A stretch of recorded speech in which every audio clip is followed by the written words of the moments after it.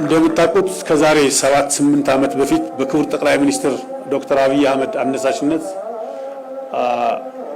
የአረንጓዴ አሻራ ፕሮግራም በተደራጀ መንገድ እንደተጀመረ ይታወቃል። ይሄ ችግኝ ተከላ አገራችንን እንዳገር ያመጣ ነው። የአካባቢ እንክብካቤ ለውጥ እንደተጠበቀ ሆኖ በዓለም አቀፍ ደረጃ ተወዳዳሪ አገር እንድንሆን የራሱ የሆነ አስተዋጽኦ አበርክቷል።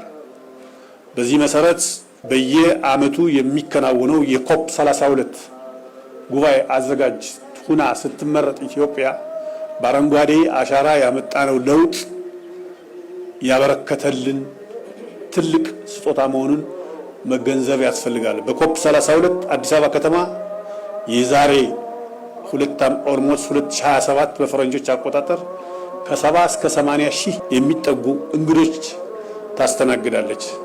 ይሄ ትልቅ እድል ነው። በጣም የተወሰኑ ሀገሮች የሚያገኙት እድል ነው። ባለፈው ብራዚል ነበር።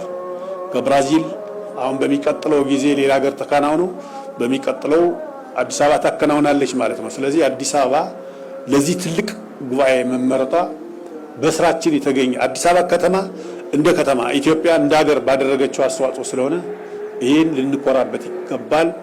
ክብርት ከንቲባችን ሊኮሩ ይገባል የሚል ነገር ነው። ኢትዮጵያ ውስጥ እየተከናወነ ያለው የአካባቢ ጥበቃ ስራ ተቋማዊ ሆኖ እየተሰራ ነው ያለው። አዲስ አበባ ከተማ ውስጥ እየተከናወነ ይህ ስራ ተቋማዊ ሆኖ እየተሰራ ነው። የሆነ ተከበሩ አቶ ግርማ በሚገባ ስራውን በውጤታማነት እየመሩት ነው ያሉት። እኔ እዚህ ላይ ሆኜ ያው አዲስ አበባ የኖራችሁ፣ አዲስ አበባ የተወለዳችሁ፣ አዲስ አበባ ያደጋችሁ፣ አዲስ አበባን የመራችሁ እንደምታውቁት ይሄን ቦታ ወደ ኋላ ሄደን እናስታውሰው ምን ይመስል እንደነበር። የአዲስ አበባን ወንዞች ወደ ኋላ ሄደን እናስብ።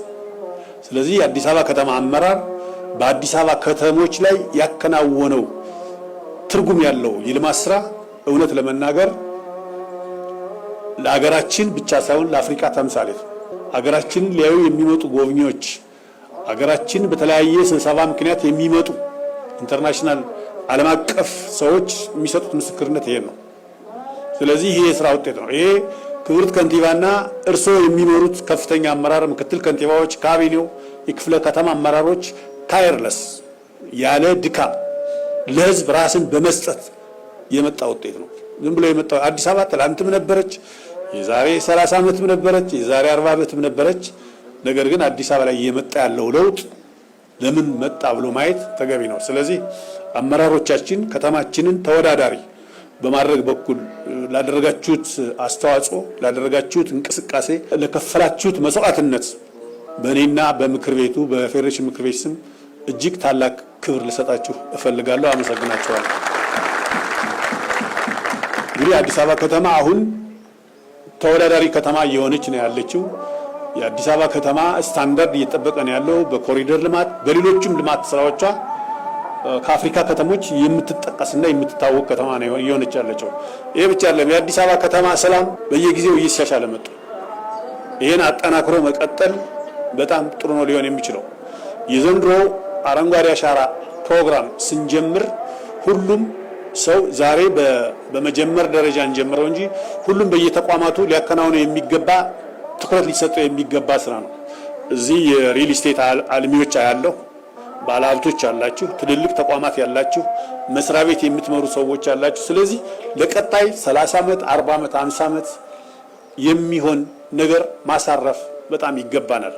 ከተማው ውስጥ የሚከናወነው የአረንጓዴ አሻራ ፕሮግራም በክፍለ ከተማ በከተማ ወይም ደግሞ በመንግስት ቢሮዎች ብቻ የሚከናወን ሳይሆን ሁሉም ሰው በየቤቱ በሚኖርበት ሰበካ ችግኝ በመትከል ብቻ ሳይሆን በመንከባከብ የበኩሉን አስተዋጽኦ ማድረግ አለበት። እንግዲህ አዲስ አበባ ትናንትም ኖረንባታል፣ ዛሬም እየኖርንባት ነው። ያለውን ለውጥ ጠብቆ መቀጠል በጣም አስፈላጊ ነው።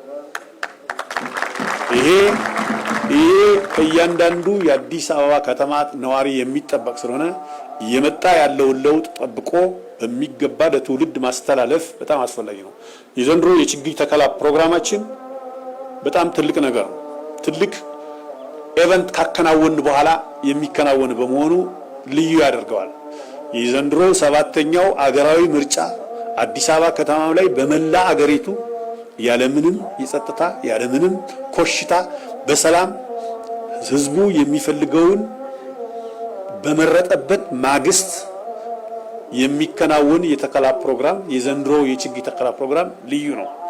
ይሄንን ምርጫ የተሳካ በማድረግ የተፎካካሪ ፓርቲ አመራሮች እዚህ ያላችሁ ያደረጋችሁት አስተዋጽኦ ትልቅ ስለነበረ በዚህ አጋጣሚ ላመሰግናችሁ ፈልጋለሁ።